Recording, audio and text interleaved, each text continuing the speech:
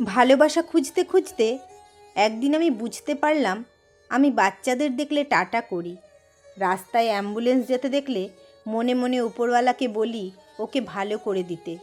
বাড়ি থেকে কেউ চলে গেলে যতক্ষণ না সে চোখের আড়ালে চলে যাচ্ছে ততক্ষণ দরজা খুলে দাঁড়িয়ে থাকি।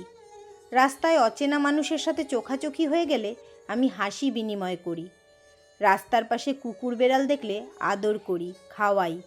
অপরিচিত ভিখারির অবস্থা দেখে আমার মন খারাপ হয়ে যায়।